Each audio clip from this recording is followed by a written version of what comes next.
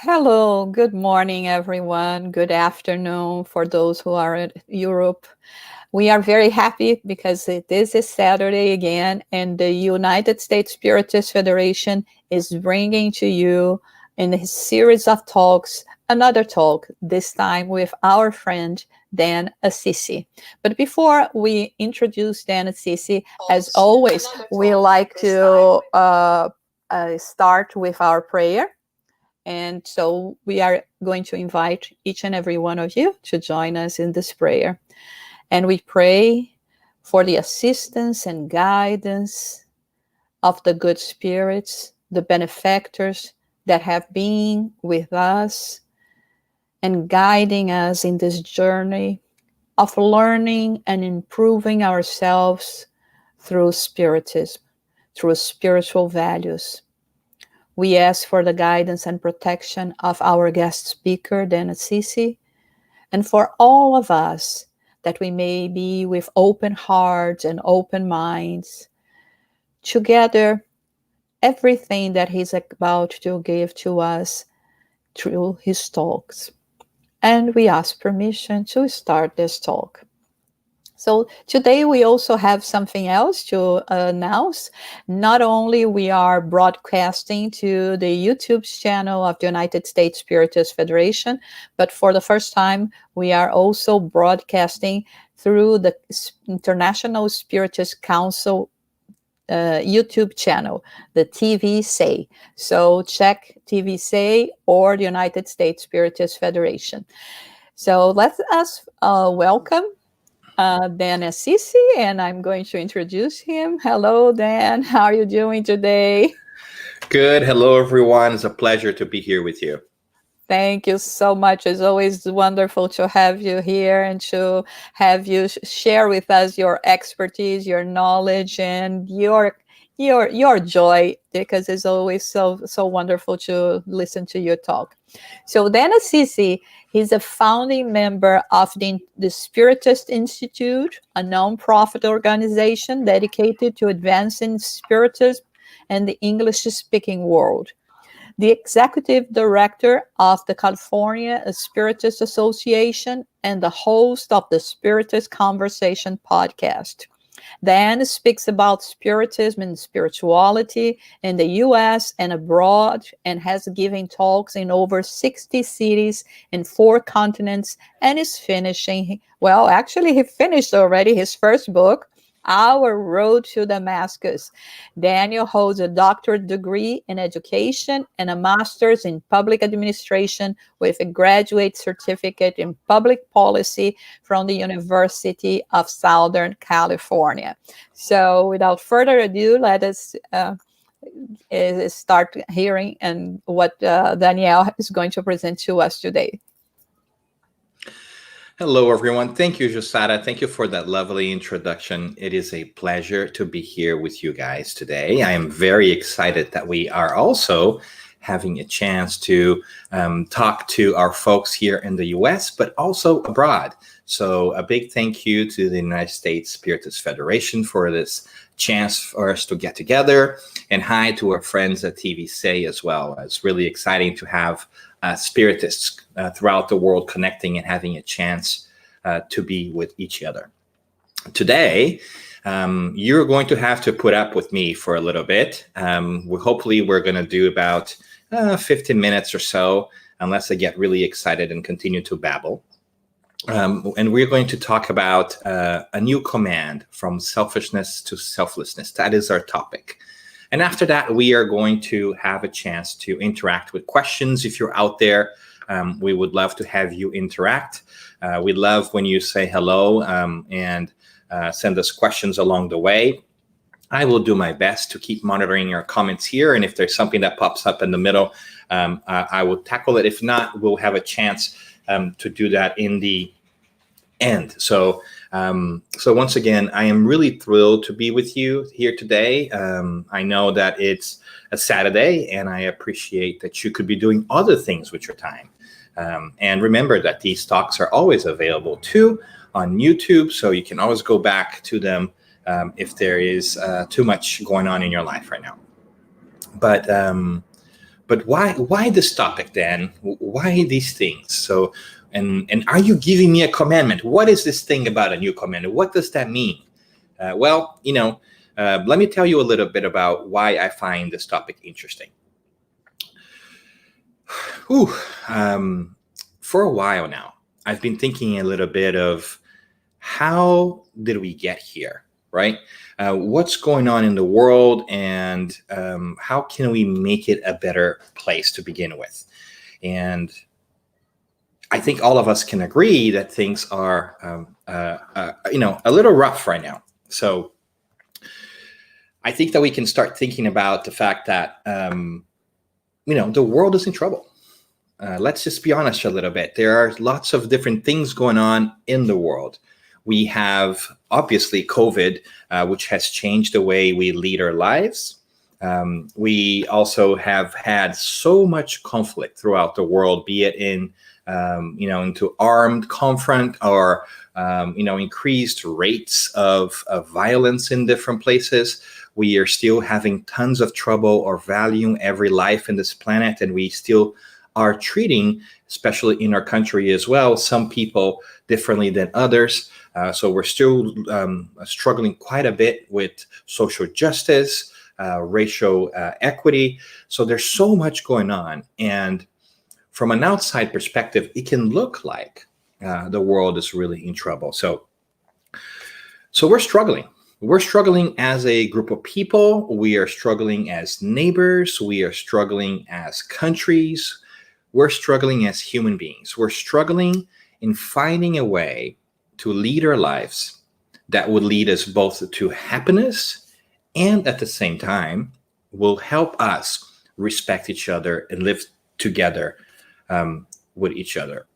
So the world is in trouble, I think. But there's hope. There's absolutely hope. But, in Spiritism, we like to take a quick look at everything around us and go deeper into the causes of these things. So our approach today is to try to understand a little bit of how did we get here, right? How did we get here? And more importantly, where do we go from here?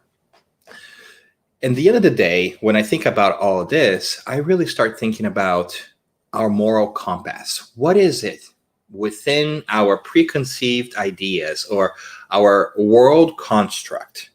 What is it about our philosophies? What is it about our behavior that leads us to act in this specific way?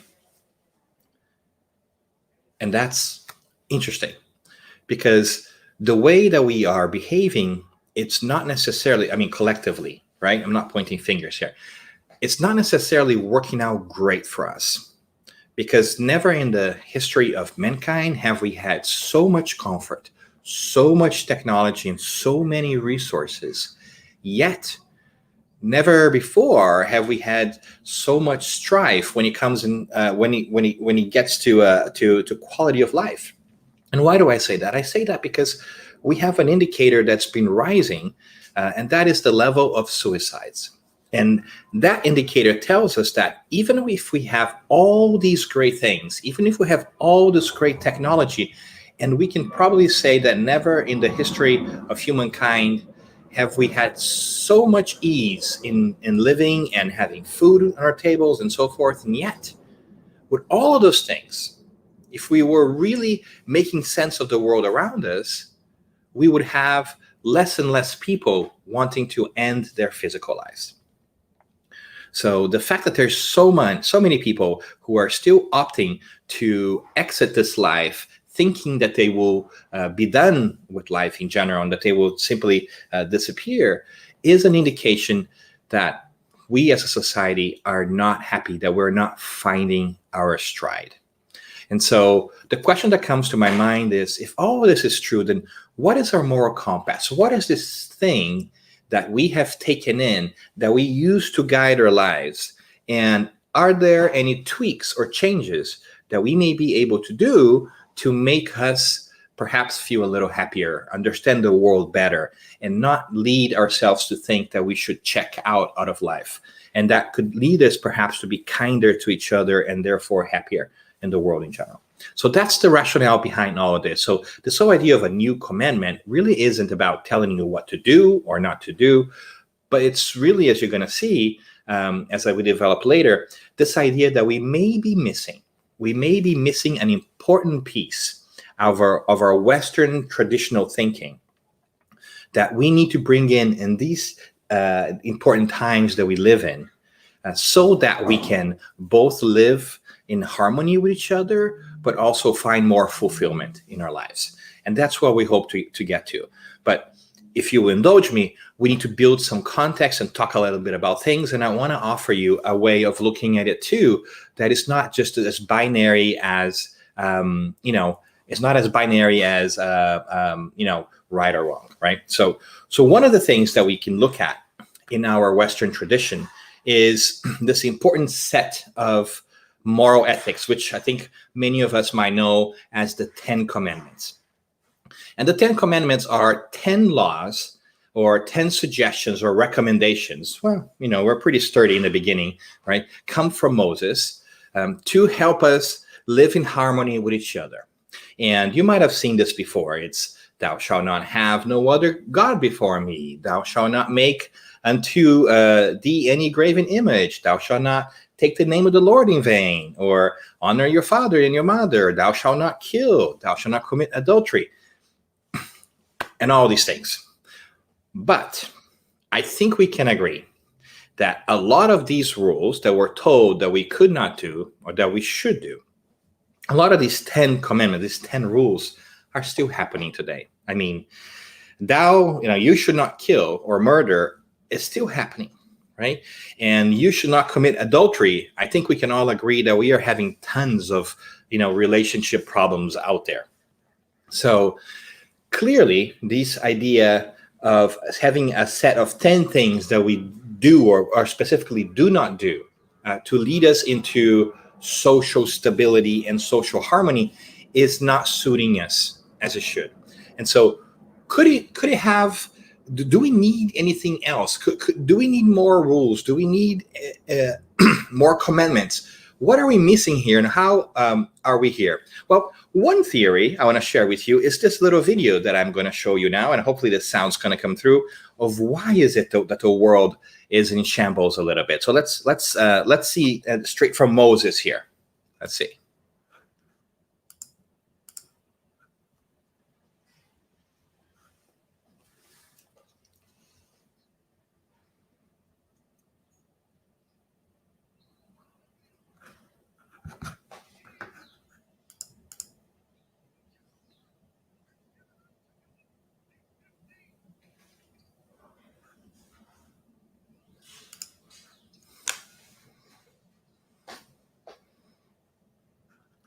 And there you have it. Maybe Mel Brooks got it right? Maybe there were supposed to be 15 commandments, and Moses dropped 5, and we only have 10, and that's why the world is the way it is. Clearly, it's a joke, but it begs the question of, what are we missing?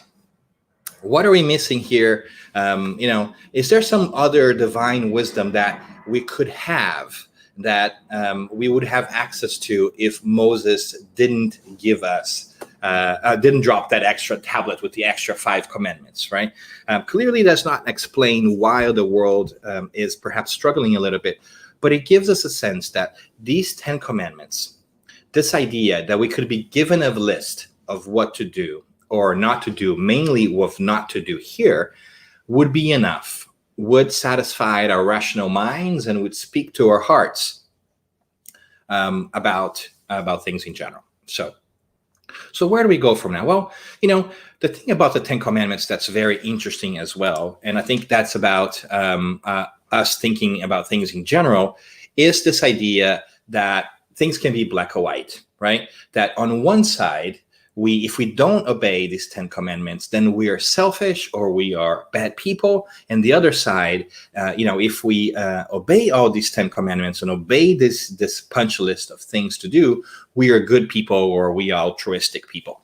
So this kind of thinking leads us to a very easy understanding of the world. You either are or you are not. It's either 0 or 100, right? It's two extremes of this line, this line of progress. Imagine this line over here that I'm showing you as a line of progress, of advancement, of achievement, whatever it is that you want to think, but from a moral character perspective and a behavior perspective.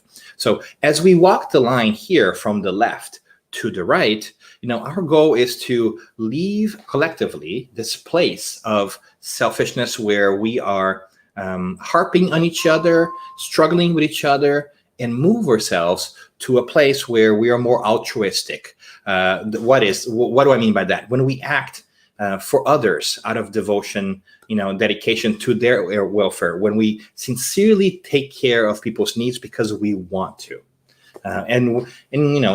Which is definitely very opposed to the idea of selfishness when we only act for ourselves, regardless of our impact to others. So if we are trying to break this idea of how do we change ourselves, how do we behave, how do we act, it might behoove us to break this idea that it's either 0 or 100%, that is either left or right, and that the line might suggest exactly that there is space in the middle for us to walk. And I think that's very helpful as well, because if you are anything like me, and I hope you're not, because I hope you're better than that, you might struggle sometimes with finding the way to get there. Because I think that most people will agree that we all want to be kinder. We all want to be altruistic. We all want to be selflessness. But how do we get there? And that's the question. How do we put these things into practice? And we, specifically Spiritists, we are really concerned with this applicability of things. How do we get quality information, which is relevant to our lives, and how do we make that useful? How do we apply that to our lives? So having a sense of a line, of a spectrum, might help us try to find ourselves along that road and see what is ahead. So putting it in a perspective of a line here might help us, immediately see what could be ahead of us, as opposed to say, oh my goodness, I have to all of a sudden become great, right? I have to go from here to here. So this is what we're going to try to do. We're going to try to plot ourselves along the line, try to understand this line a little bit to see how we can change our behavior. But the point here is this kind of thinking, right? I think this kind of thinking of either you do the 10 Commandments or you don't do the 10 Commandments. It's very binary. It was useful for us in a point in time in history where we had to learn how to not to do things to other, but there's got to be more for us today.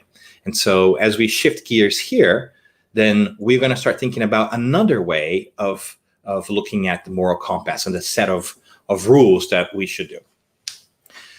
And the other way of looking this within the Judaico-Christian tradition, or the way that has been more prevalent here in the Western world, is to think of the Golden Rule. And if you had a chance, our friend Adam from the UK, Adam Osborne, has done a tremendous job of laying down the history of the Golden Rule and some context on the Golden Rule in the video that you can even watch here in this channel and the USSF YouTube channel. Go back there if you want to and watch it. And if you're curious about it and you are not watching this live, but you're watching this on playback, I give you full permission to pause myself, go there. If you are interested in the context, hear about all the context, and come back here. I will wait. I will wait on pause for you. But going back to the Golden Rule here is that this is a set of behaviors, or a philosophy of behaving, I should say, that finds commonality with many different cultures throughout time. But what's really interesting is that sometimes you will hear different versions of the Golden Rule. Sometimes people would say that the Golden Rule is to do to others what you would want them to do to you. Other times you might hear people saying, do not do to others what you would not want them to do to you. And at first glance, they seem the same, right? But there is a little difference there that I want to talk to you about, because I think that speaks to mindset. There is a difference, because when we are talking about do not do unto others, the focus here is us, right? We don't want to get hurt. Therefore, we don't want to hurt others. And that is slightly different than do unto others what you would like to have done unto you. Because when we want to do things to other, because we want them to do the same to us, that implies a greater connection between people, right? Whereas the do not do leads us to separate ourselves and say, hey, you stay over there, I stay over here, let's not interact. The do means we are going to interact and live in a world together. And that is a pretty big psychological discrepancy here, or difference, I should say, not discrepancy, a big difference between these two approaches. And that is really interesting because that goes to mindset. In one side, right, we are saying to the world that we are enough and we don't want anybody else to come into our bubble. And on the other end of things, we're saying we need to interact. We need to have this relationship within things. And this mindset is really interesting because we've been struggling with it for a while. So check this out. If we were going to really do a quick recap of the golden rule here, we're going to say that 2,000 years before Christ, so about 4,000 years ago, in Egypt, we already had incidents of the golden rule, right? That which you hate to be done to you, do not do to another. So don't do to others what you don't want to be done to you. And in 1300 BC, we have a little bit of a shift again. We have Moses, and we also have thereabouts Exodus, telling us, love your neighbor as yourself. Right? So where Moses tells us a lot of don't do this, the book of Exodus in the in the Judaical tradition tells us that love your neighbor as yourself, and that's that shift already. I didn't hear what you said. And look at that. Siri's jumping in here too. She wants to have a word. All right, Siri, you just hold on into the question and answer time. So what's really interesting here is that Exodus is already pointing us that we need to love our neighbor, right? So we went from don't do this to do this. But then we go back again, and we have Siddhartha Gautama, also known as the Buddha, which tells us again, in one of his famous sermons and different things, hurt not others in ways that you yourself find hurtful. So again, don't hurt others, right? So one says, don't hurt others. The other one says, love others. The other one says, don't hurt others. And then we go back up again, 33 of the Common Era and the Christ, when when disciples Matthew and Luke also shift back to this idea of do unto others, right? And love your neighbor. We go back again to loving your neighbor, which is pretty great stuff. And then, today we can look out in the world and say, man, a bunch of people are not okay with that. They are not really doing this love your neighbor as yourself thing. They're really just telling us, do what I want you to do. So clearly we have oscillated in history between don't do this to, hey, we should do this, to don't do this, and you should do this. And now we're like, do what, we're in trouble here. We do what you want me to do. So that's really important because it talks to us about our own mindset. We need to dive deeper into our own beings and really ask ourselves that question.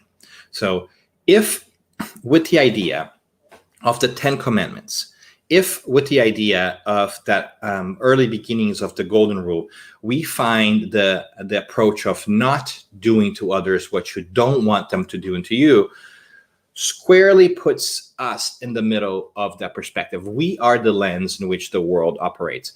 We're the ones that are saying, hey, we're not going to do to others because we don't want others to do to us. We're not going to do to others because we don't want to get hurt. So we're not going to hurt others, right? That's kind of like the bare minimum. Just don't hurt others because we don't want to be hurt. And that means that in the center of that statement is I, right? I will not do this. I should not do this. You should not do this, right? It's the center of the universe. We're the brightest spot in the world, and that's where we stay. Everybody steps out, like we said before. And then when we add the idea of love your neighbor, we have to start to think about what is it that I should do for my neighbor. And that shifts the perspective a little bit because it's no longer about my fears and my pain. It is about what can I do for the other, right? All of a sudden, we realize that there are other tenants in this place, that we are sharing the apartment, that we have roommates. And we need to start thinking about not only not crossing the boundaries that would perhaps create conflict and challenges, but how can we live together in a harmonious way? And that is really great. That is really great because this psychological perspective is needed, because when there are 7 billion of us, right, sharing the apartment, we need to make sure that we understand that each one of us has the responsibility to care, obviously, for themselves, but also care for those around us. Even from a selfish perspective, you may say, it might make sense to do this, to care for others, because when we care for others, there are 7 other billion people that are caring for us too. So even if we want to be very selfish in many different ways, acting out of kindness and concern for others benefits us, because others can take better care of us than we can of ourselves sometimes. And when there's so many more others than there are eyes, right? There's 1 to 7 billion. I think that if we all took this approach of being kinder to each other and taking care of our neighbors, we would benefit greatly, because we would receive a lot more than we give. So, all right, I hope that makes sense. So let's bring that into perspective again. So let's use our line. Now, if our line of progress in the beginning had just 1 point on the left with selfishness, and now 1 point on the right with happiness and altruism and selflessness, I've plotted 2 in the middle here so that we can gain better perspective. And so in the middle, I want to add self-centeredness and solidarity, because hopefully having these intermediary steps can help us plot ourselves in this line to find out where we are.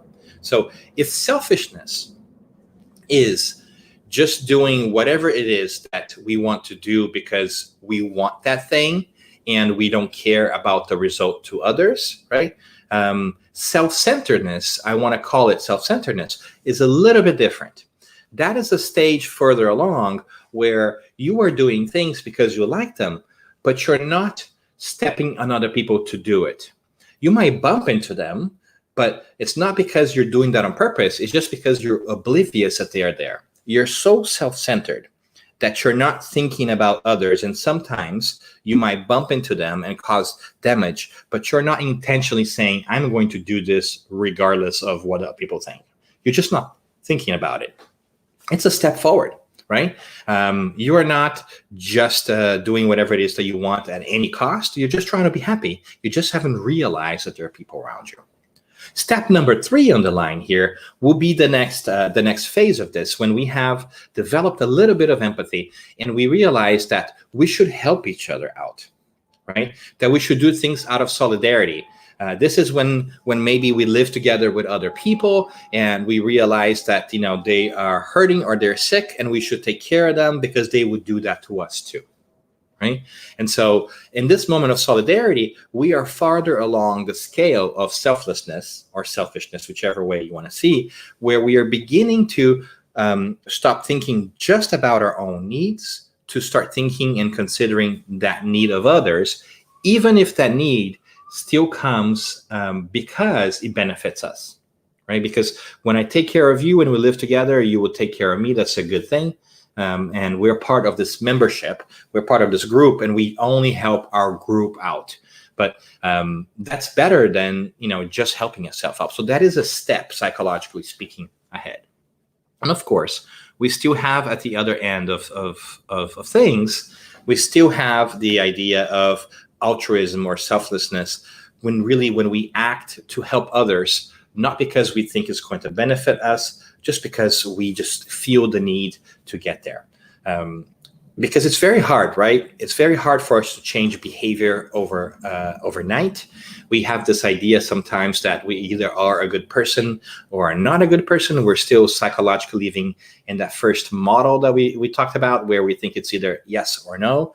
And here, with these other steps in the line, we begin to understand that this is a journey, right? This is a process that we need to actively and intentionally navigate to get from number 1 to number 4. So there are steps then that we can do in the middle. There are questions that we can do for ourselves to help us point that way, right? So For instance, let's use a quick example here to illustrate. Imagine that you are in the line to get something, right? I used to like to joke we should think about the line to the DMV, to the Department of Motor Vehicles, because there was always a big line and you always wait forever. But funny enough, the DMV has been getting better, so props to the DMV, and lines are not as horrible as they used to be before. But imagine that you're on the line, right? And then you have somebody that comes in and says, you know what, I'm just going to get to the front of the line. I'm just going to run all you guys over. I don't care. I just need to get to the front of the line, right? That would be selfish, right? That person is trying to get to the front of the line no matter what happens. And they are willing to elbow you, and knock you down in the process. And they are aware of that and they're going to do it. So that's selfishness. Now, self-centeredness is when you get to the DMV and you see that, you need to go all the way to the door, and you, without thinking about it, you just start cutting in the middle of everything. And all of a sudden you bump people. You're like, oh, I'm sorry. I didn't realize you're there. Right? So self-centeredness is when you're so centered on what you want that you haven't realized in what's around you, and you're bumping into people, but you didn't do that on purpose. It's just that you just wanted to get there. You did not even realize people weren't in line too. Right? You just figured you're just going to go. Now, solidarity is when you start to thinking like, oh my goodness, there's a big line here. And maybe you work together with somebody else and say, yeah, let's help each other out. Let's the two of us find a way to get to the line. Or, you know what, you stay in line for a little bit. I'm going to go outside, drink some water and rest. And then I'll come back and we'll switch places. So you're working together for a specific goal that benefits that small group, right? And number 4, the extreme end here on the goodness side of the line is altruism, is when you are in line and you realize that somebody really needs to get to the end of the line, and you just say, you know what, go ahead, go before me, right? I don't need to understand what's happening or what's going on. I'm not going to get anything out of this, but I'm going to let you go ahead and go ahead in front of me because it seems that you're really needed, you're really desperate, or you are late, or whatever it is. So that's sort of a different perspective there in thinking about how this works. But why do I say that? Well, I say that because this is an important point for us to stop and think about where we are in the world and how do we do things. Because, it might be true that at different moments of our lives and for different things, we may be at different points of this line. So we start asking ourselves, where are we here? Are we in the selfish mode where we are doing things regardless of their impact to others and we are aware of what's going to happen?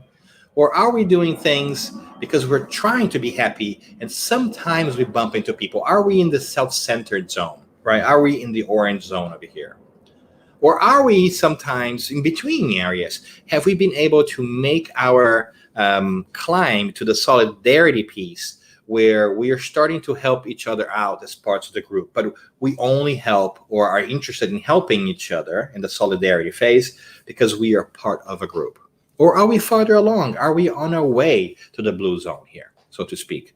Well, if we were to get our 10 commandments and all that stuff before that we talked about, maybe we can say, the 10 commandments were a great way of moving away from number 1, right? Before laws in general, we were going to do whatever it is that we wanted, and we were going to step on other people to do it. So with some law and order, with some things like the Hammurabi Code, the first set of laws, with the 10 commandments, it gave us a goalpost that moved us from selfishness towards self-centeredness and solidarity, right? So the 10 commandments could be plopped right there in the middle, perhaps between, number 2 and number 3. That's where we go. And then we have then the upgrades, the 10 commandments. We have that positive thinking, right, of the golden rule that tells us that all of a sudden we're not going to have to just do a set of 10 things. We need to think for ourselves. We need to develop our critical thinking, and we need to begin to realize that there are people out there that we could hurt, and we should not harm them. So maybe we place that negative version of the golden rule, and by negative I mean that don't do things, right? Maybe the do not do into each other is somewhere between 2 and 3 as well, right? And maybe the do things, right, to each other is sort of at the phase number 3 there. And so that is an interesting thing because it's moving us along from being completely self-centered into thinking and understanding that there are other people out there. However, we run into a problem eventually. And this is the problem.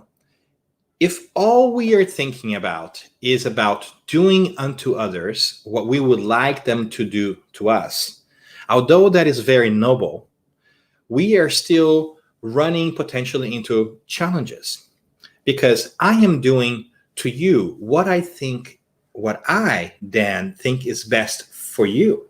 You see here, I am still trapped into my own mindset, in my own world, and I am imposing on you what I think you should do out of kindness in my heart. And I think that's kind of where we are in the world today, where I think I know what's best for you, where I think that I can tell you what is the best way to behave, and if you just follow my way, you're going to be okay. And I'm doing that out of the kindness of my heart. So I think I'm helping you by imposing on you the way that I think about the world. So a silly example of that would be, I like ice cream. And so I think that all of us should eat ice cream.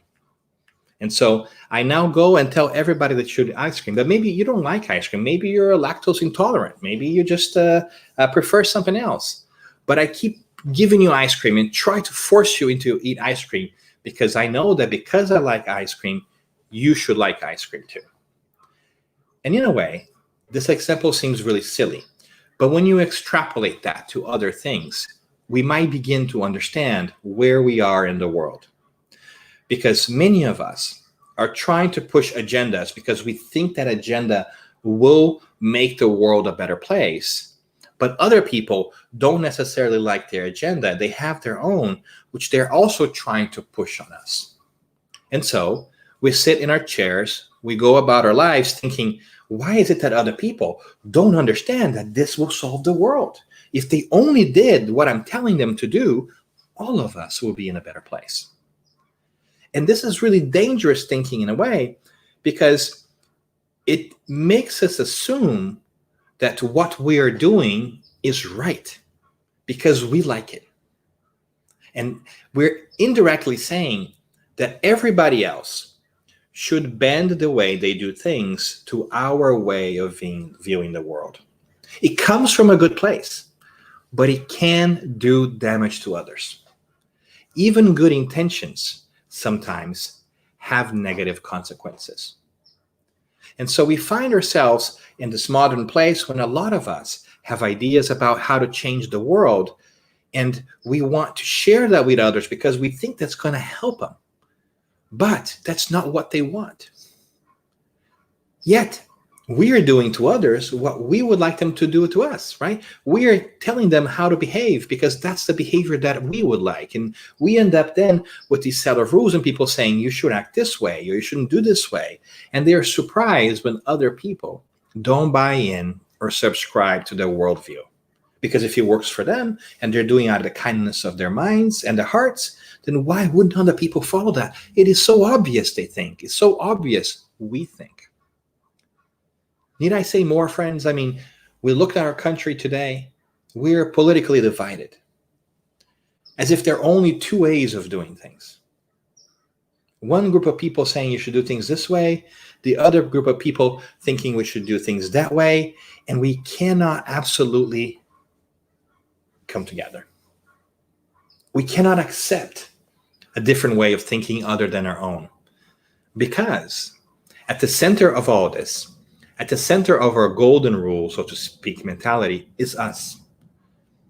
The measuring stick of our behaviors, the way we are thinking in this day and age, is us. So we are trying to impose on others our way of thinking, our way of understanding the world, even if it's out of the kindness of our hearts. And so we find ourselves in this impasse because who's going to be the tiebreaker? If I am thinking that we should do this in one way because I think this is right, and you think otherwise, then how are we going to solve this problem?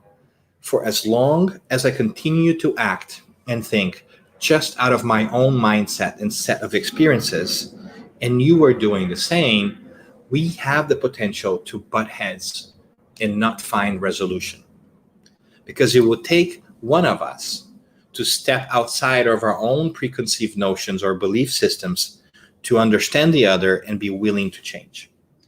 But as long as we remain steadfast on our beliefs that the way we think about things is the right way, we are going to struggle. We are going to make tons of technological progress, but we may not make tons of social and emotional progress. So how do we do this? Well, fortunately, friends, there is an upgrade to the golden rule that we have missed. We have glanced over and not realized. Especially for us who call ourselves Christians, I think that there's an important piece of the puzzle that we are missing. And that part of the puzzle was given to us in the Gospel of John in chapter 13, verse 34.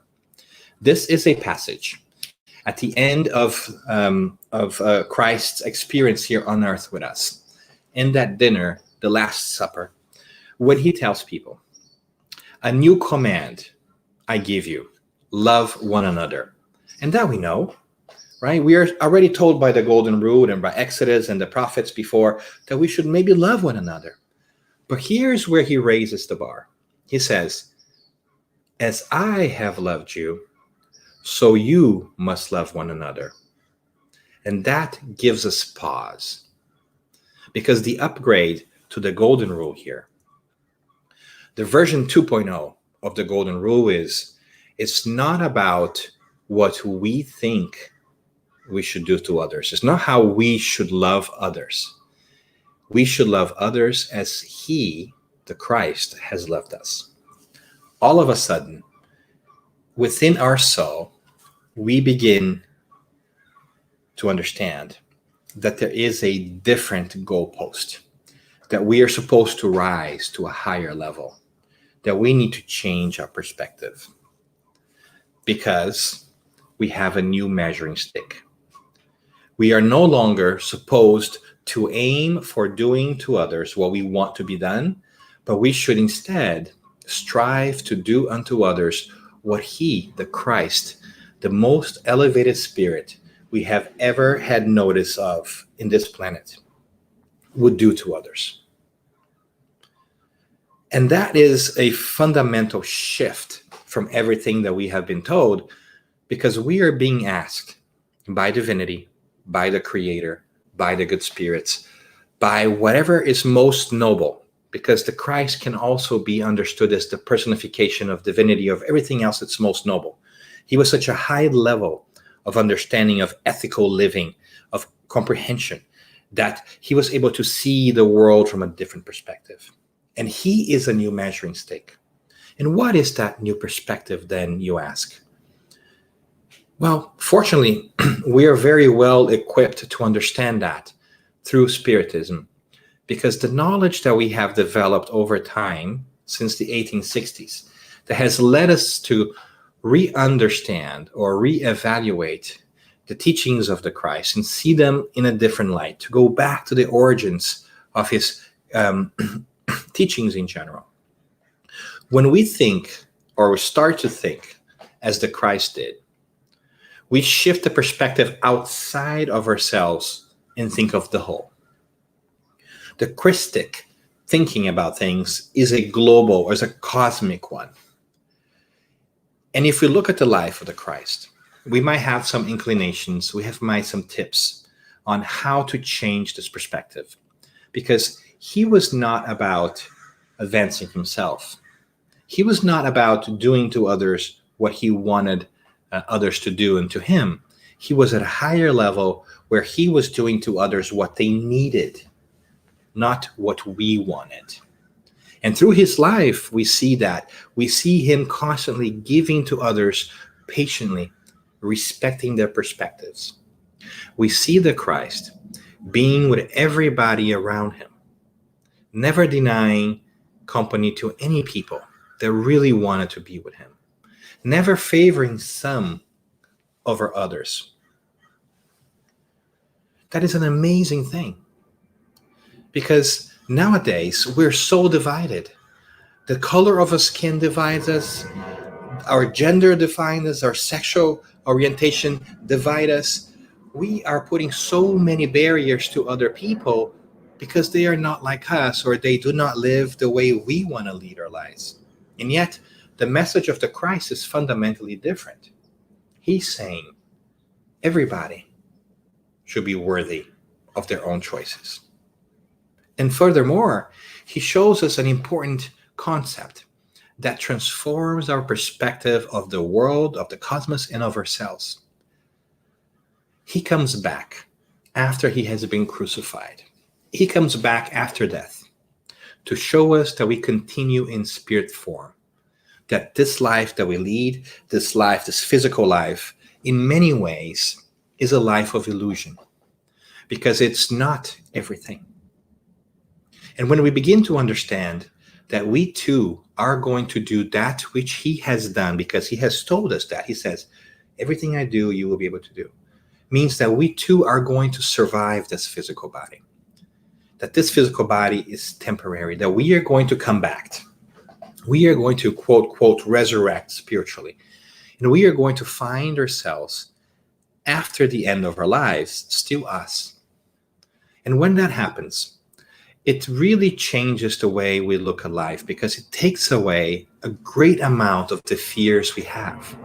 And a lot of the fears we have nowadays are still instinctual fears. It's the fear of dying. It's the fear of disappearing, of stop mattering. That need for connection that we have, of being heard and supported, the love that we need, that needs not be worried about.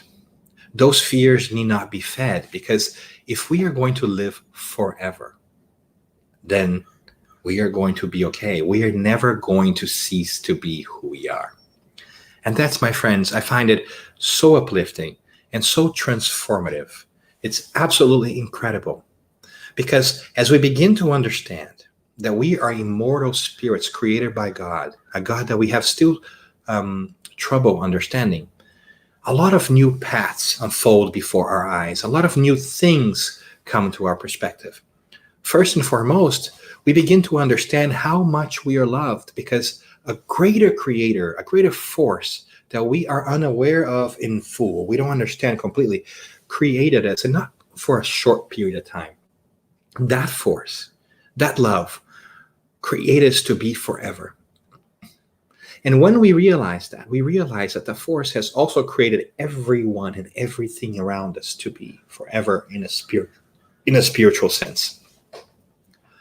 And so if I am going to live forever, if my essence, who I am, transcends time and space and will be there for all ages since, what a wonderful thing. I will have time to work on everything that I need to do. I can take my time enjoying the moment and focusing on the moment. I don't need to worry about always looking to the future and doing more things and not being present. But most importantly, it also gives me the certainty. And here is where our thinking like the Christ really becomes beautiful. It really expands my horizon, because I realize that God loves me so much that created me for a whole eternity and every other living being. So when I look at a different living being, I also see people just like me who are going to live forever, who are in a process of constant evolution. They're just temporarily clad in specific clothing. So when I look at my wife, when I look at my kids, when I look at my friends, I no longer see just my wife, my friends, my kids. I see spirits, immortal spirits, who are so loved by God, they are created to be immortal, dressed in that shape for the time being. And I know that they too will change with time, because I change and I grow with time. And when that happens, I become more tolerant. I feel a sense of connection.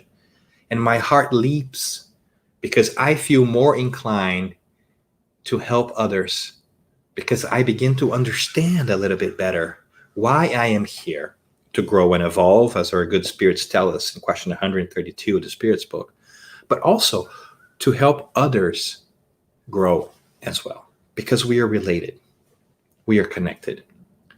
And what brings extreme joy to my heart, I must tell you, to be honest, is the fact that they will never cease to be either.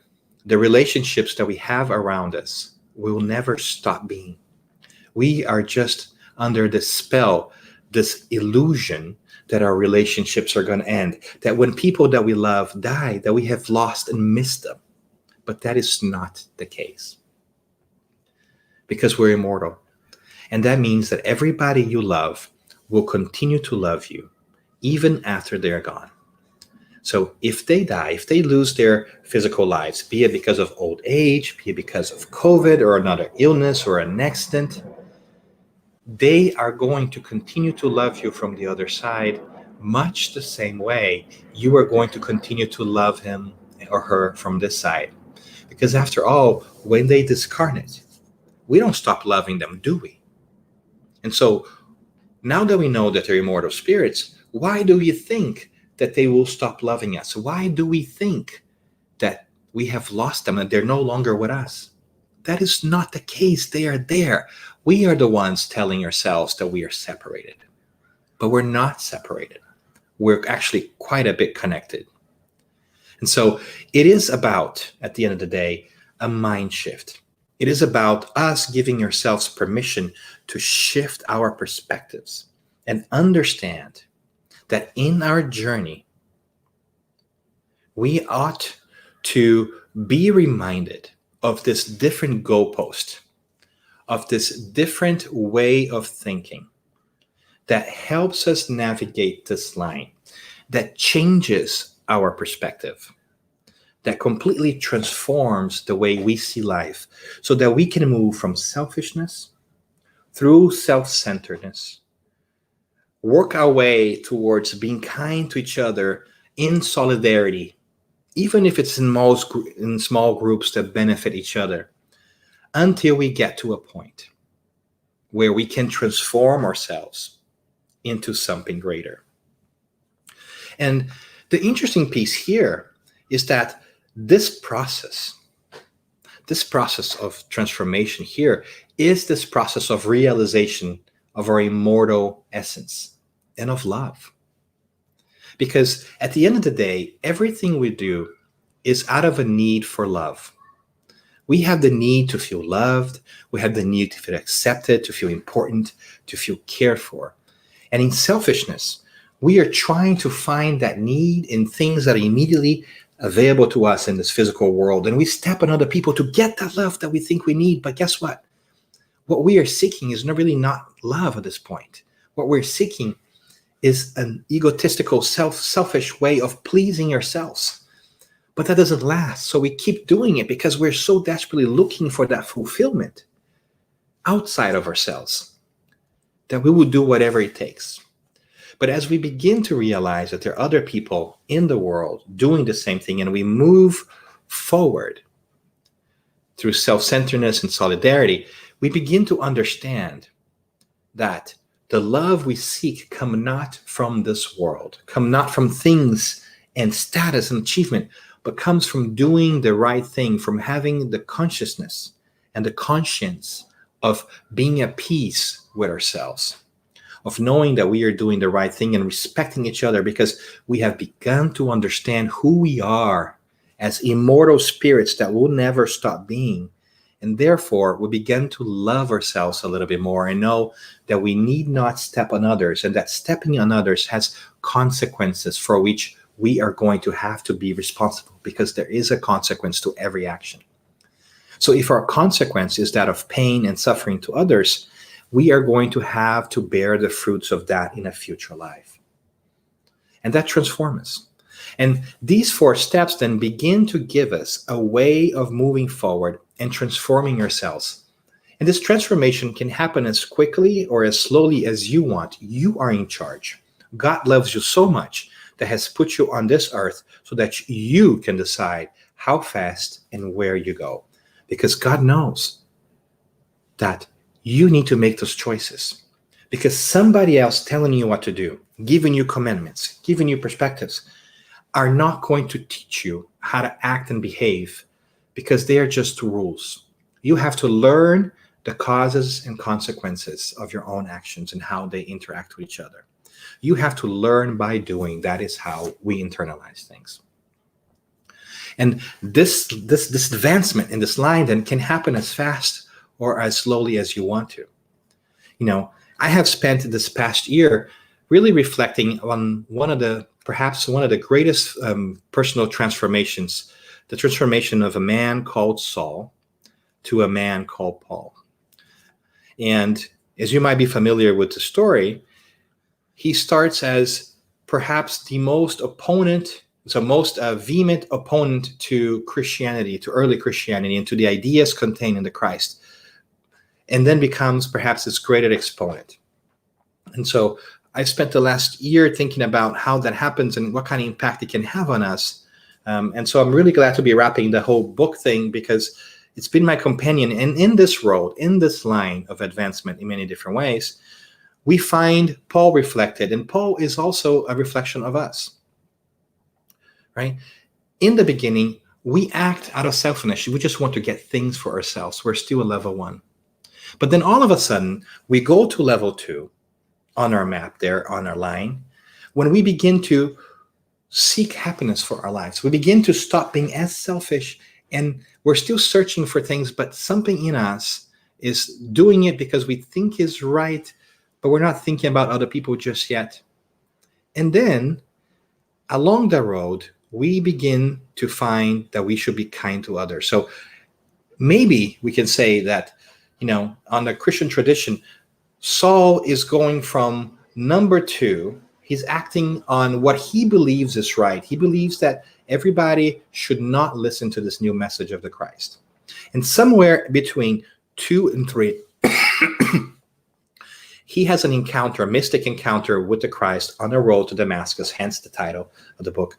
And he begins to shift his perspective, and he realizes that his perspective of self-centeredness, what he was thinking about before, was not necessarily right, even if he had good intentions. But that his good intentions, the way they were before, were causing damage and harm to others. So in that moment, he makes an extreme choice. He decides, I'm going to change everything about me. It doesn't mean that you need to change everything about you today, but he makes that switch. And it's a beautiful transformation with lots of lessons that we don't go into. But he goes in that moment, in the middle of the road to Damascus, where he is on the number 2 stage of our line. He begins to shift quickly to number 3, where he begins to understand that he needs to help other people, not just his people. And he jets out into 4th territory. And by the end of his life, he has given himself so much to others because he has understood this new spiritual reality. He has understood that he is here to serve as well, in addition to growing himself, that he becomes one of the greatest lights that we have ever seen in our history. So, why do I speak about Paul? I speak about Paul because his transformation is an incredible barometer to our own. It gives us tips and tricks. It gives us guidance on how we can change ourselves and how we can move along that line. And ultimately, what I really want us to take away from here is this idea that we are in control. And we should ask ourselves, which way do we go? Maybe we can spend some time and ask ourselves, should I be in number 3? Should I be number 2? Should I be number 4? Am I acting as number 1? And it's okay to understand that we may act differently for different things. Maybe when it comes to my professional life, I'm really at number 1. And maybe when it comes to my family life, I am number 3. You're not just one number. You're not just in one space. You are in many spaces in different places, right? At different paces. You have to figure it out and think about this situation and say, hey, am I acting out of my own will and desire to get what I want, regardless of what's happening to others? Or did I just not notice they were there? Or am I already at a phase where I am trying to be kind to others because I understand that it's needed for them and for me, and I'm just doing that? Or have I been able to go to the extreme and say, I'm going to do things for others in this area of my life because it brings me joy? But it's to practice. It's to repetition that really makes things settle in our soul. And so this new commandment that we propose today is one of upgrading our perspective, of changing our measuring stick so the world can change too. That we remove ourselves from the equation, so to speak, that we start to include in our thinking a higher perspective, that of the Christ, that Spiritism explains better for us who have not yet understood it, because it tells us of our essence being spiritual. And as we wake up, if we wake up every day and we remind ourselves, I am a spirit in a temporary journey in this time and place. I am temporarily in this body. I was sent here to grow, to learn, and in the process to help others. I guarantee you our actions are going to begin to transform. The way we behave towards the world will slightly change. Will it change overnight? No. Not even Paul. Not even Paul changed overnight. But with time and effort and a little help from our friends on both sides of life, we can do this. All we have to do is to choose and stick to that decision. So let us remind ourselves of these beautiful words of our older brother, Jesus, infinitely wiser than we are today, telling us that it is time for a new command, that we love each other, not as we want to be loved, but as he loved us, as he taught us the way. Let's give other people the grace and the love that Christ would have given us and them. Let us think of them as spiritual beings too, and understand that everything around us is temporary, and that which is true, our spiritual essence and the spiritual essence of everyone around us, will last forever. So let's work on those bonds. Let's work on moving forward and understanding that this world is but a second in our existence.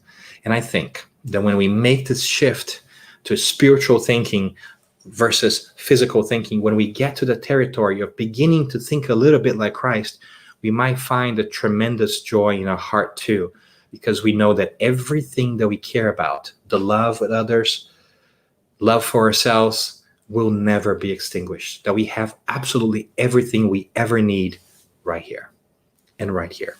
So in this world, my request, my plea to you is that you go out there and you be the best version of yourself, your spiritual self that you can be, because the world needs us. We are growing, we're learning to love ourselves, we're learning to love others, but that in itself will be enough for us to transform this world into a world of strife, a world of challenges, a world of conflict, a world of pain for many, into a beautiful world of collaboration and happiness for all. So thank you. Thank you for your time today. And I hope that I get to meet you in this road that we're all taking together. And I hope that we'll continue to exchange ideas and remind each other of our spiritual nature. So thank you so much, Dan, for this great, inspiring talk. And also, like Kirsten commented here, it was great to have a sneak peek of the book, to talk about Paul and Saul and Paul, and like you said, at least 3 years in the desert to be in the making of all this process that normally we as Spiritists are really striving to accomplish, because we also understand that how hard it is for us to do these transformations. We have so many questions and we will try to contemplate them all. So start with this one for Kirsten. Don't we need to acquire emotional intelligence in order to decide or make sense of where we are on this road to self-growth? Hey, Kirsten, it's great to hear from you and great to see your smiley face over there. Yes, but let me also offer a different perspective here, a different way of thinking. We have that emotional intelligence. And sometimes we also struggle in, how do I get that emotional intelligence? And I think that for me, what the beauty of Spiritism is that we can arrive at these things in a slightly different way that's almost like a magic bullet for everything else. Once we think of ourselves as spirits, and once we realize that everybody is a spirit, we start to develop that emotional intelligence. We start to understand that we're not this shape and size, and nobody is. And that if I have feelings, they have feelings too. So that emotional intelligence, I think, is a development, is a display that we are moving along that line, that we are moving away from selfishness, right? And self-centeredness, and then we're going to solidarity. In a way, you can say that that whole line is a path of social emotional intelligence and learning, because we are really learning that we have to deal with our feelings. And isn't it funny that we are searching for love and tenderness and affection and acceptance from the outside world so badly that sometimes we don't even know what we feel. Sometimes we're so desperate for acceptance that we haven't even understood what we're seeking. We just want that love, but we don't even know how to get. And sometimes we ask people, how are you feeling? And they're like, I don't know. They don't even know what's troubling them because we have not spent time reflecting on how am I feeling? What am I feeling right now in this moment? Am I feeling anger, frustration? As a matter of fact, if you do like a feelings inventory, if you ask yourself, give yourself 60 seconds, for instance, get a piece of paper and list all the feelings that you know.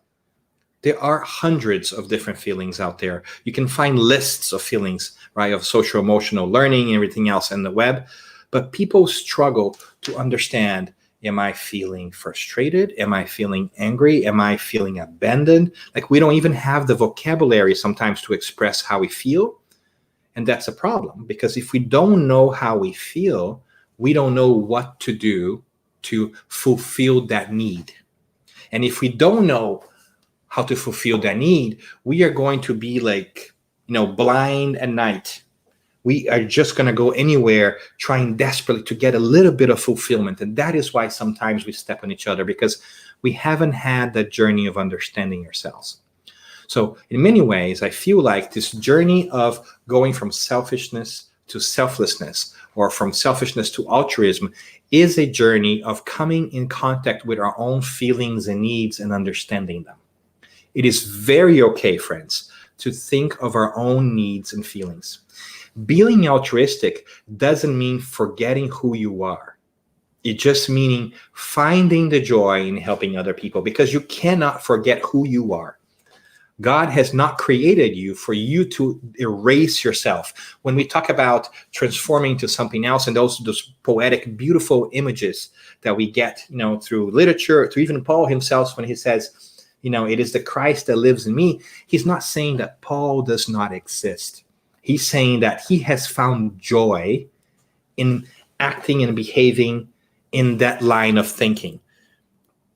It brings him joy individually to act like the Christ, because that is the way to get a chain happiness. So that question is amazing, Kirsten, because it has to do a lot with the challenge of our times. We are not being given the time and the training to understand our feelings.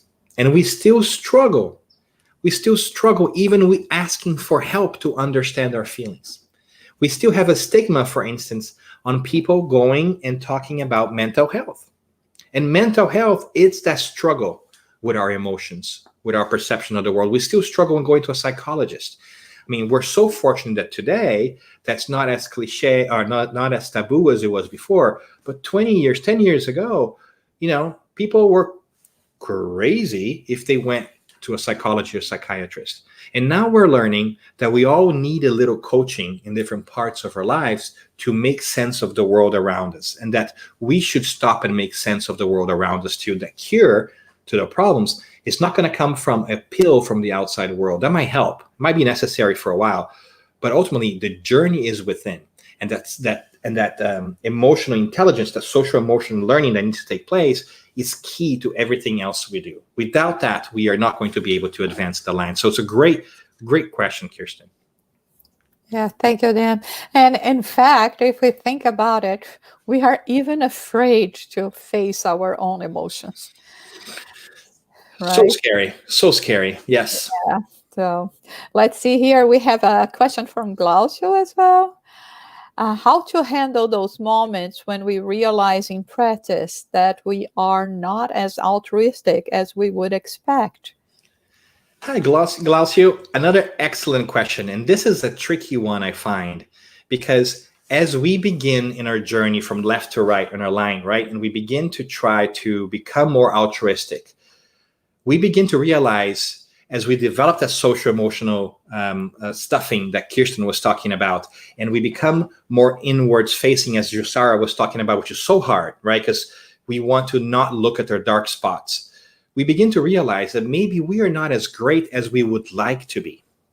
And why is it that we would like to be great? Well, there's a spark within us, but there's also this divine of this desire to accept ourselves. And when we look at this altruistic piece and we realize that we're not as great, we begin doubting ourselves again, and we feel like, oh my goodness, I'm not as good as I was. So I'm really, really bad. So it becomes a vicious cycle because we're looking for that validation from the outside world. And when we realize that that's really not there and that we are not as great as we are, we struggle, right? We struggle because we had this image of ourselves, and maybe that is not as true as we wanted it to be so that we feel loved. And it's really a trap because when we have those feelings of shame or frustration with ourselves, it's still that selfish part of us that wants that validation and is afraid to realize that we are immortal beings. But when we begin to look at ourselves and understand us in a higher perspective and without, reference points, without comparing us to other people, you say, you know what? I am not as altruistic as I could be. And that's okay. Right now, I'm not. But now I know that there is a path for me to get there because I also understand that I'm an immortal spirit that has many incarnations, in the future, and that has had many incarnations in the past. And this is not something that's going to come over time, but I can work at it. So we need to replace that fear that we have of being found out as not being great people. I think all of us has a little bit of like imposter syndrome where we really feel like, oh my goodness, like what if people find out that I'm not as good as I look? Like we don't realize that people don't think we're great, but we think people think we're great, right? And so what if they find out that I'm really not that great? What if I found out that I'm human? We're so desirous of their acceptance that we're thinking in a different way. We're trying to find that satisfaction elsewhere. And when we struggle with our own sense of self-worth, it's indication too for all of us, and this is so normal, that we need to do some soul searching and go back to that basics and understand that where we are today is a good place to be. It is okay to be who you are, because the biggest lie out there in the world is that everybody has it figured out. We worry about not being as altruistic because we think that people are ahead of us, that people are better. And there is no competition. There is no race here. There is no comparison between you and other people because you are different people with different experiences and different reincarnatory paths. So when you find yourself feeling that you're not as altruistic, don't let that beat you, over the head. Don't let that discourage you. Instead, just look analytic at things and say, you know what? Now I know what are the things that I need to work on. And I'm going to work on that. And with time, you're going to get there. And that's the way to go. And it will take as much time as you want it to. And you're going to be okay. Because fundamentally, you remain loved. And this is something that we forget. We are constantly 100% of the time loved, right? We struggle with that. We are loved all the time, people. If there's one thing that we could remind ourselves every day is that we are loved even when we are not aware of it. God loves us all the time, right? Our brother Jesus loves us all the time. And maybe these are so far away that's hard to understand. But imagine those who live around you. They love you. And imagine those who have gone before you, your mothers and your fathers, if they're in the spiritual plane, they continue to love you. And imagine now that you have had many reincarnations and you have had mothers and fathers and cousins and partners and sisters and brothers and friends. All those people still love you even if you don't remember who they are, even if they're not around you. When you make the math, when you make the spiritual math, there's so much love coming to us at any given point in our existence that is overwhelmingly beautiful. We're just not aware of it. So if you're getting yourself down because you realize you're not as altruistic as you want to be, take that as a push forward, but don't let that hold you back. Because at the end of the day, you have as much time as you need to get there, and you will get there. Oh, I just love the imposter syndrome. It's so great. Actually, it's something that I'm sure we all feel like this. And Kirsten made a comment here. In a way, it is really touching about self-compassion, which is something that I think it's so important for all of us to think about it all the time, because I think sometimes we expect so much from us and from ourselves, from our behaviors. And like you said, it is a process. It's not going to happen overnight. And we have to understand and to accept it, and to keep on doing what we have to do, right? So let's see, we have another question here. Daniel Santos. In order to do good to others, we're supposed to know what is good in the first place, right? Thus, don't you think how don't you think how The what is knowing, yeah, yeah, knowing the knowing what is good.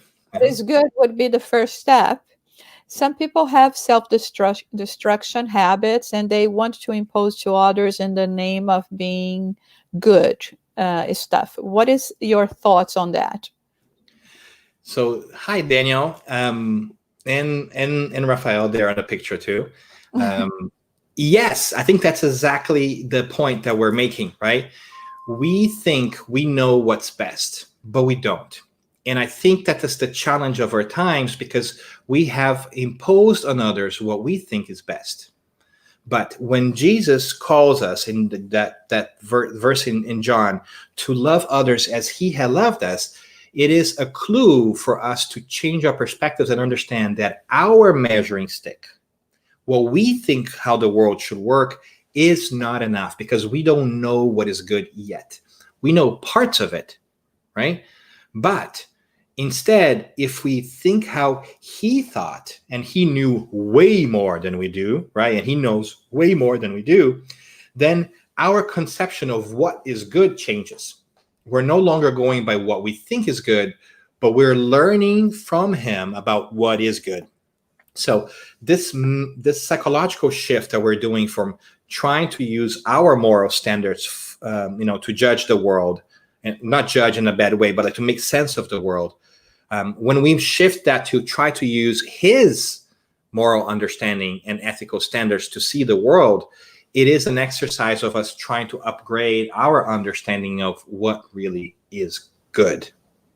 So I think you nailed it, because we're using a measuring stick that it doesn't measure well. It only measures what we think. And when we use Jesus' measuring stick, it's a bigger one, right? We have more perspective. We have a more encompassing way to go. So yes, and that's why I like Spiritism so much, because one of the things that we learn in the Spirit's book, and is one of my favorite questions, is that, the Kardec asks the good spirits, and he asks, does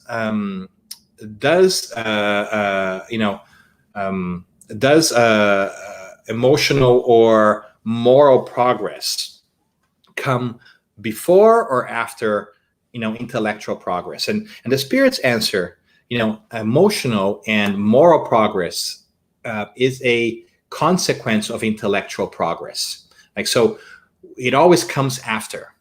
Why? Because we need to understand things to be able to apply. And so as we are shifting to the Christ mindset, to the Christ mentality, we have to necessarily first understand what it is. And that is still very hard for us. It's very hard for us to understand things. And that's why we like to study and ponder and think and conjecture about things, because we need to try to understand this new way of thinking that is higher than our current way of thinking. And so unless we understand that, we are not going to be able to put that into practice. So Jesus gives us a great tip in saying, basically, right?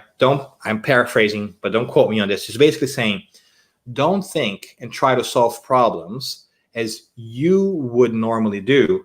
Try to think as I would when I am solving the problem, because it would help you shift outside of yourself to see a different perspective.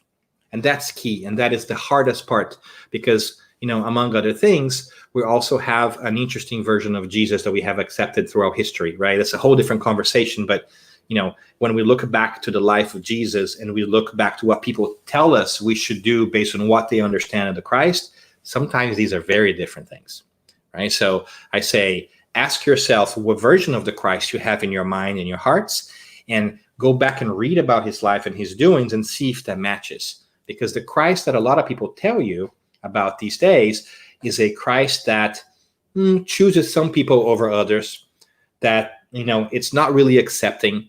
There's even Christ versions out there that people tell you that Christ will have you vote one way or another. It's inconceivable to me when I look at the life of Christ to see a Christ that would choose some over others. So that's a whole different conversation, but you nailed it. It's about us understanding a new mindset of what is good.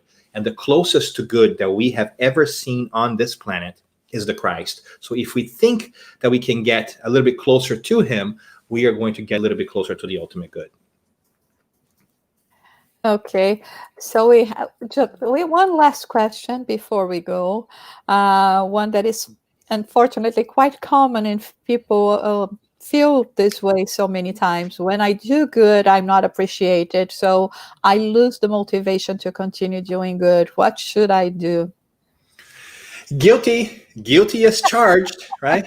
I think we all have that, and it's not normal. But let's look at this from that line perspective, right? From that understanding under Christ.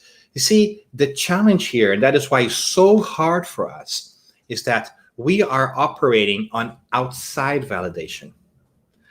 We are wanting that we get a pat on the back and, a tap on the head and say, good boy, right? Like we do sometimes with our dogs, right? And we get them treats. We are looking for the love and that motivation from the outside world, because that's how we have been told that we should do. And because we're so insecure, we have not looked within ourselves. We think that that's what we need. We're so desperately, all of us are hurting for love and acceptance, and we're looking for that from the world. And the world, this world that changes its mind every 10 seconds, and the world that does not last, cannot give us this life, this fulfillment for our lives.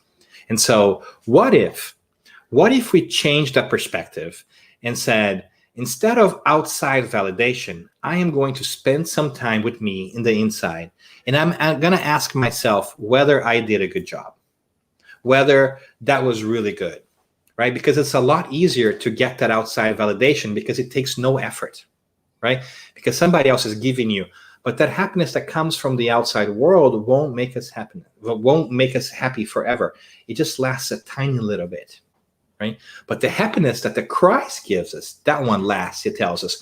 And it's not Christ the person, but it's the knowledge and understanding of this evolutionary process. What if when you do something good, instead of waiting for the world to appreciate it, because truth is, the world might not even know how to appreciate it, because it might not be in the world's value set, right? You might be doing something so great for others, and this world sometimes is a little bit selfish. So the world is so self-centered that the world may not even be paying attention to you at that moment in time, even though you did something great.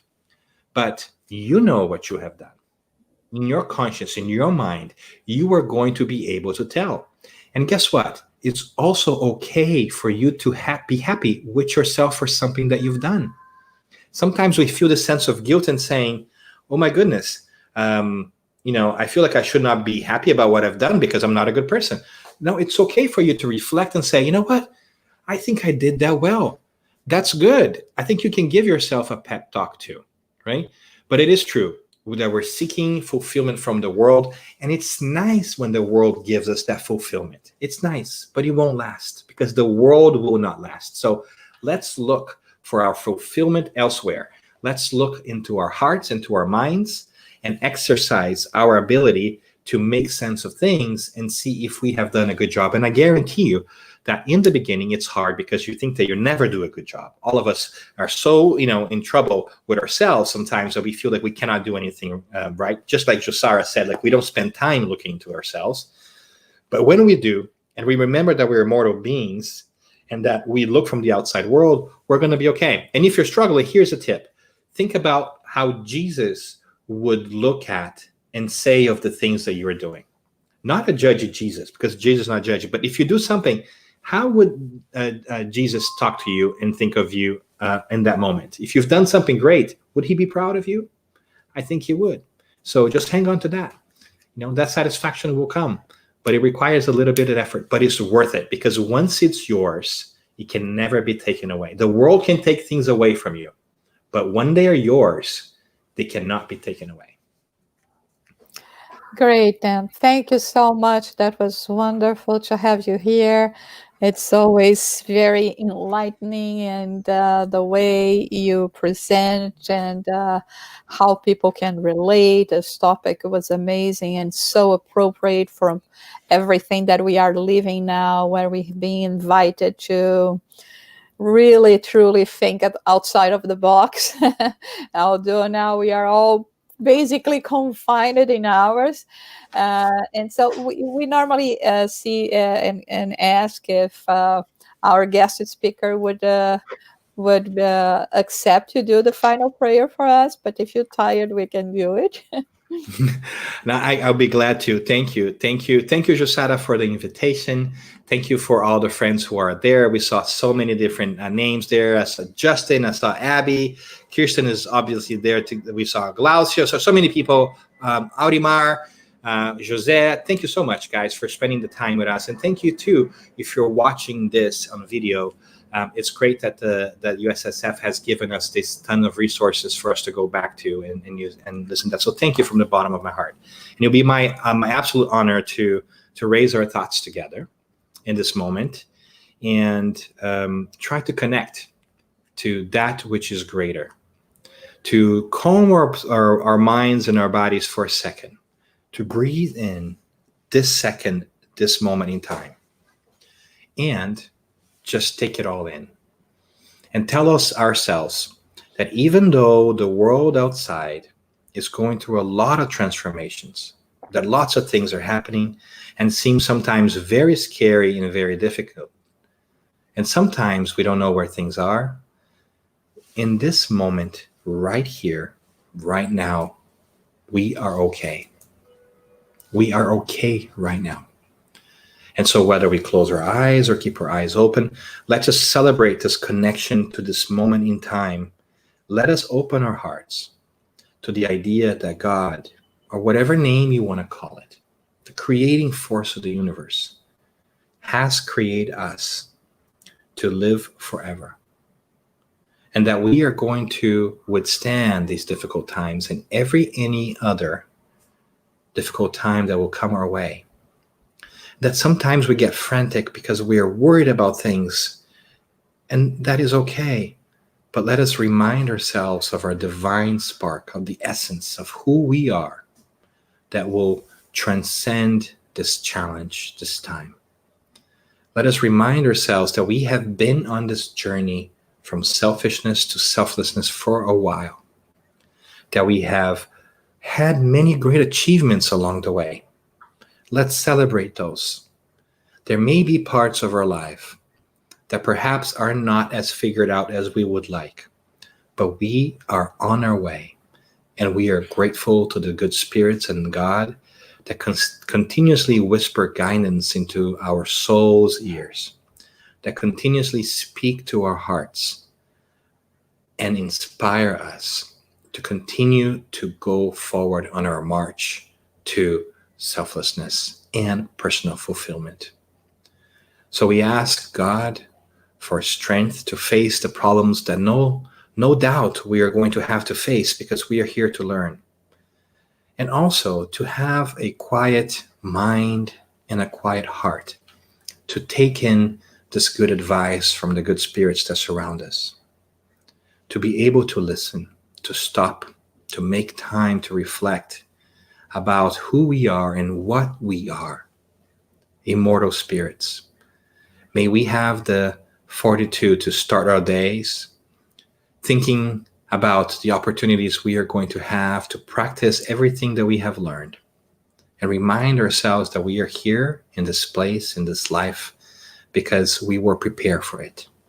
That we are here to solve challenges, to figure things out, and that we're never alone, not for a second. So today, here connected via this teleconference, we expand our bonds of love to all of us, to all our friends in the United States Spiritist Federation, to all our friends elsewhere in the world as well. You too are part of our family. We are grateful for you, the way you are, who you are, and how you are. And we ask nothing else of you. We just want to be close with you. We just want to be on the same road with you.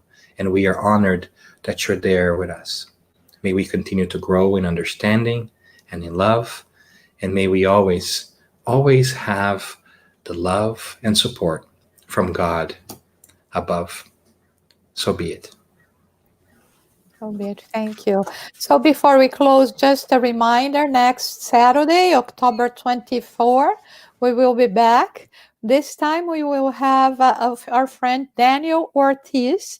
Daniel is from Belgium, and he's going to be talking to us about forgiveness and charity hand in hand with spiritual evolution.